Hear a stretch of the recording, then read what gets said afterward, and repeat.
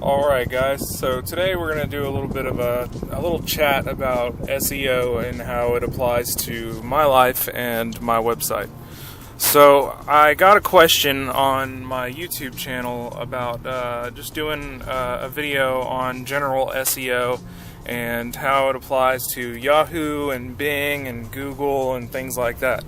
Well, I took a look at my referring links, and I noticed that my top 3 referrals were reddit.com, google.com, and thehuffingtonpost.com. So that made me dig a little bit further. Exactly how far down the list is Yahoo and Bing? Well, all the way down at the bottom of the list is Bing, with 1 page referral. That basically means that one person found my website on bing.com and clicked through. Alright? Now, Yahoo was a different story. Yahoo had about 12 referring hits. Most of those came from Yahoo Mail, which actually has nothing to do with SEO.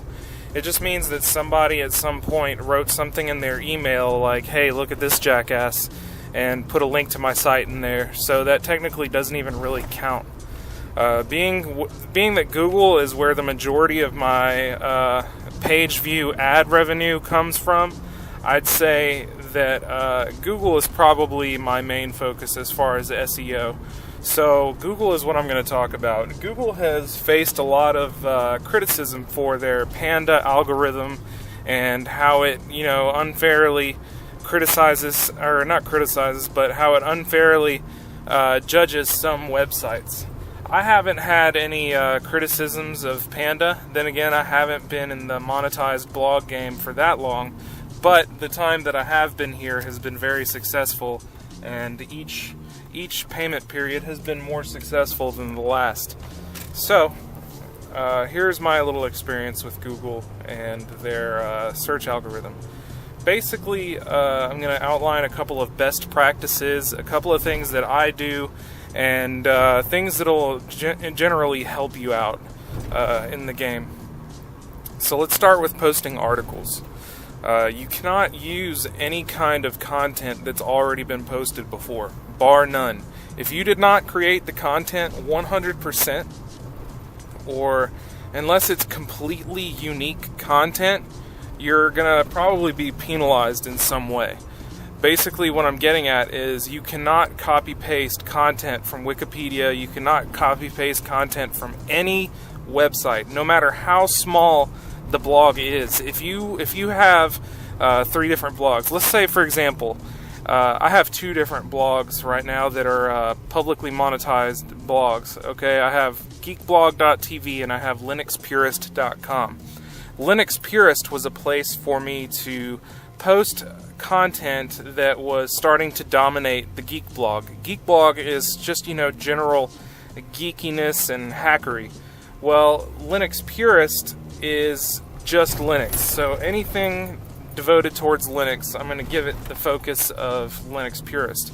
If I decided to write an article on geekblog.tv, I can't just copy-paste the article onto linuxpurist.com. It's not going to benefit me in any way. It's going to penalize me. They're gonna hold you back in the rankings. You don't get any benefit from this. Also, in your articles, use correct grammar, use correct punctuation. I'm sorry, not pronunciation. But make sure your punctuation is correct. Make sure you have good use of paragraphs. Also, make sure that you have targeted keywords. Usually I like to target 3 keywords, 2 keywords, just a small amount, or a certain phrase. Okay, now this phrase, you want to use it in the title. You also want to use it in the first paragraph. Most importantly, use it in the first sentence. Okay, let's say that I want to do SEO on an article about dog shampoo or something like that. So then I would write an article like, "This is the best dog shampoo I've tried."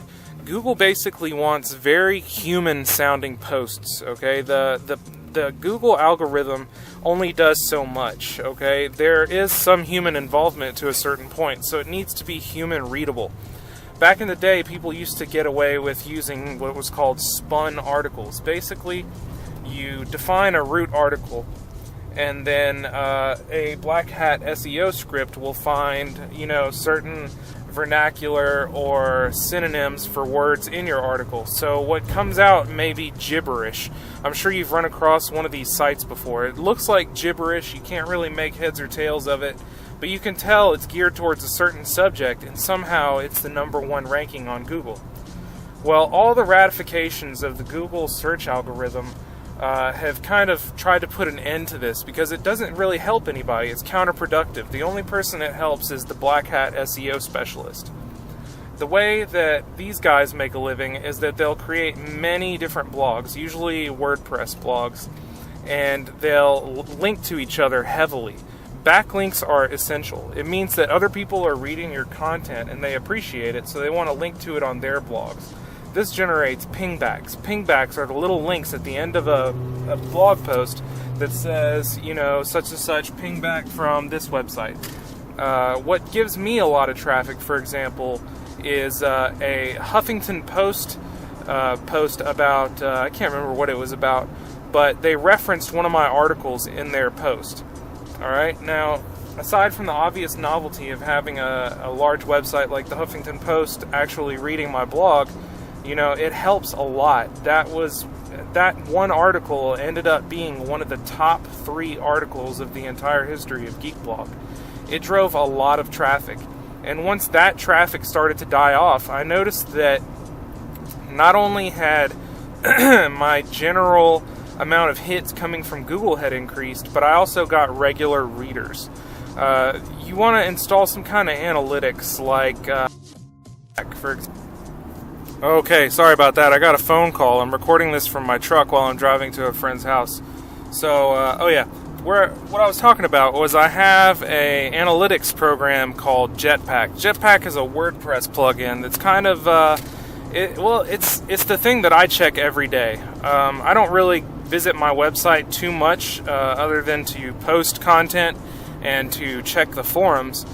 But what I do check religiously, and by religiously I mean I check it about once every hour, is the statistics of my website. I want to know what links people are clicking on my website. I want to know what articles are drawing people in. I want to know how many words is in every article. I want to know how long they're lingering there. I want to see what countries they're coming from and what languages they're reading it in. This lets me know a good amount of data, and I put this data together to form a big picture of where my readership is. I know that my readership is the majority American males between 18 and 25. I know that second after that are the same male demographic but from the UK and Australia. After that is China, after that is India. So, with that being known, I know that posting articles in other languages isn't necessarily going to help me. You may speak other languages and things like that, but if the majority of your site is in English, posting an article in French isn't going to help much. But let me get back on topic. Jetpack is basically the thing that lets me know how good I'm doing. I know which articles are the most popular, I know which articles are getting the most hits, and how long people are staying there. From this, you can get a good idea of how good you're doing and what the community is interested in. The most important part of it is I can see what people are typing into search engines to arrive at my site. Sorry, I have the hiccups. But people type in the weirdest things to get to my site. Somebody typed in something like, I think it was like Obama nude or something like that, and somehow they ended up to my site. I don't know how they got there. I don't know how they found my site through that. I don't even care. All I know is that I'm getting paid. So I know that people keep coming to my site for an article that I did on RecBoot, which is an iPhone program to de-brick your iPhone if it gets stuck in a peculiar situation that's pretty specific. But apparently lots of people have this issue, so it gets a fair amount of traffic. I would have never guessed this by the Google Analytics. Okay, I have Google Analytics installed also because you don't want to put all your eggs in one basket. I use Google Analytics, I use the analytics from my Google AdSense, and I also use Jetpack and Webalizer. Webalizer is kind of shit. I don't really like it that much. so I don't really pay attention to it. It doesn't really tell me much about unique hits. It tells me more about how many bots hit my website. I get probably about, I'd say, 1 million bot hits per day. And that's a fair amount of my bandwidth, but it just shows you that there's a lot of search engine indexing robots coming to my site. What I do to aid this is I use XML plugins, like I think it's called XML Sitemap. Every time I publish an article, my XML sitemap is recompiled. What it does is it basically provides a tree of the directory structure and the articles that are on my website. This way, the search engines can easier index my website. Okay. Another thing that's a big help is using the file names. Okay. In WordPress, it's called pretty permalinks. What this is instead of having, for example, geekblog.tv has a heavy engagement with my Twitter following. At one point, I built a URL shortener called gkbg.tv, which gave me links like gkbg.tv/1a or something like that. Okay, it's pretty simple. I just needed it to have my own URL shortener, like, for example, TechCrunch has theirs, Lifehacker has one, IO9 has one. Pretty much most major blogs have their own URL shortener. I don't place too much value on it now, but it's a nice thing to have. So back in the day, I made the decision to make all of my permalinks geekblog.tv/ and then it's like a numeric post ID. Okay, now this right here does not do me any favors as far as SEO. Okay, so I'm not too concerned with that type or that aspect of SEO. But on my other site, linuxpurist.com, I don't have as much of a Twitter following. My biggest following is through Facebook. So, on the linuxpurist.com page, I use the pretty permalinks with the post title as the link name. So, if I'm doing a tutorial on Nmap, it'll be linuxpurist.com/nmap-tutorial. This is much better for SEO. This gives Google a good idea of what's on that page, so it can start using specialized looking glasses to look at that web page in the scope of technology, more specifically network topology. Okay, so the content of your articles. I mentioned earlier that they should be spelled correctly. Everything should be checked. A big thing that is a big pet peeve of mine and also of Google's is broken links. Do not have broken links. Also, that is of importance is correct link structure. A lot of SEO specialists call this building links. Okay. Whenever I have a link, I'm sure you guys have made links in HTML before. You have href, then you have a title, then you have, like the little mouse over caption and all this good stuff. Well, what I do is I make sure to fill in as many of those as possible with very descriptive names that also isolate those keywords. People tend to click links a lot, especially if you include them in the body of the text. You can't just say, here's a link, such and such. That doesn't really work so much. What I'll do is I'll create what are called link roundups. Let's say Top 10 Tuesday, for example, is one of the themes, the recurring themes on my site. These can easily be thought of as link roundups. Okay, it's creative ways to create a roundup of links of similar topics in an article. Okay, now you don't want to link to blogs that you're pretty much paraphrasing from. You don't want to paraphrase from blogs. You want to come up with original content and then link relevant information in those keywords.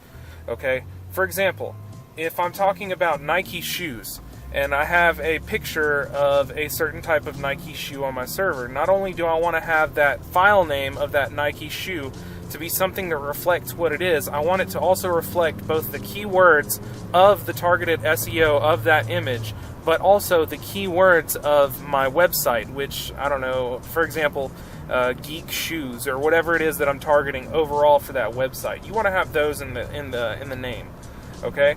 Also, what you can do is you can target articles that are part of niche interest groups. Okay, this may give you a less of a broad audience to appeal to, but it may have less saturation, so it'll be much easier for you to get to the highest point of your Google rank.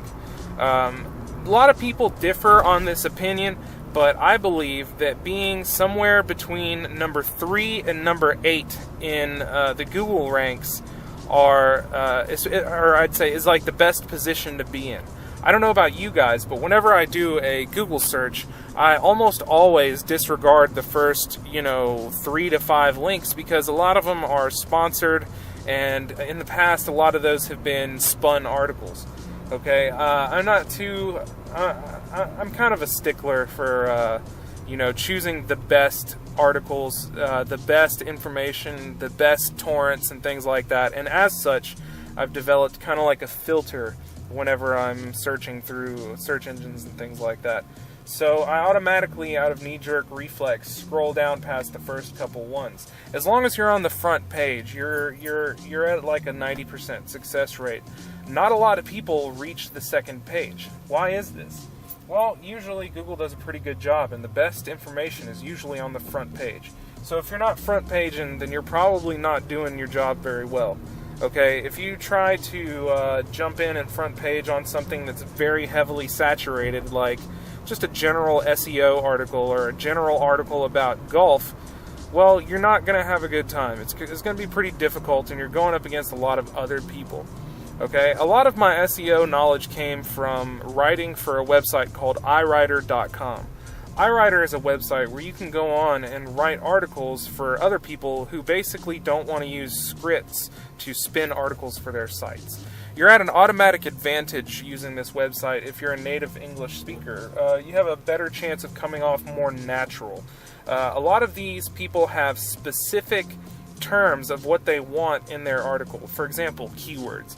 Let's say that I want to pay $2 and I just want a random person to write an article about Memphis College of Art or something like that. In that article, I would say that I want them to include the terms Memphis College of Art exactly the way it is written 3 times in the first paragraph, 3 times in the last paragraph, exactly how it's written and spelled, and also in the title. This seems to be a prevailing theme among human-spun SEO articles like this on sites like that. It works pretty well. What people do are they set up special interest WordPress blogs and things like that. These are blogs known as MFA. It's called Made for AdSense. Google AdSense is probably the highest paying ad platform out there. Amazon sells ads, a couple other websites sell ads, but all in all, Google tends to bring in the big bucks. Okay, you want to have tags associated with your articles. That makes it easier for the Google bot to find your material. Also, it makes it easier for people to click topics that they're interested in to view more about that topic on your website. I use a related posts plugin to manually define articles that may be related to the one that I'm writing about. So if somebody's reading about those Nike shoes, they might have a related article post about the new Air Jordans or something like that that is referenced at the end of the post. If they like your writing style and they notice that you're consistently posting good stuff, they're probably going to click those other articles. So that one person that found you on a Google search, no matter how far back you may have been in the page ranks, they come to your site, they read your article, they like it, they're going to click 3 or 4 more that are in the same vein of what they're reading about, and before you know it, they're reading about the NBA Finals and what you think about it or something like that. It's very easy to rope people in whenever you have original content. Something else that's very important is you want to have regular posting. Okay, weekly post, that's probably not going to get you a lot of traffic. Daily posts, that's pretty good. And if you want to post like 3 times a day, then you definitely you start noticing an exponential increase in traffic the more you post and the more consistent your posts are. If you have consistent, good quality posts, Google starts to favor you in the page rank. It makes it pretty easy to just get hits out of nowhere for nothing. I'd say that about 90% of my Google traffic is just random people searching for things on Google. I check every day, like I said, the search terms, and every day a fair amount of Google searches come in. It could even be image searches. So, that being said, let's talk about YouTube. My first foray into the whole SEO business was my YouTube channel. My YouTube channel is youtube.com/user/geekblog.tv. You could also reach it by going to youtube.com/geekblogtv. However, you will not get any YouTube SEO boost from doing youtube.com/geekblogtv. It's basically like typing in hulu.com/Hell's Kitchen. It'll take you directly to the actual Hell's Kitchen page, which is hulu.com/Hell's-Kitchen. Okay? So, that being said, whenever you post videos to YouTube, YouTube is owned by Google. Naturally, Google will give you a couple of kickbacks if you also participate in other Google properties. Let's say Google+. If every time I post an article, well, actually, I actually do this. Every time I post an article, what I'll do is I will automatically post it to Google+. I use Google+, and it's a fledgling community, and Google will thus give you kickbacks for using their little community and help build it up. It hasn't been proven, being that the Panda algorithm is proprietary. There's really no way of proving this aside from my personal experience. So just for good measure, it's not going to hurt you. Go ahead and post all your articles to Google+. Interact with the community. The more you interact with the community, the more your value is to the community.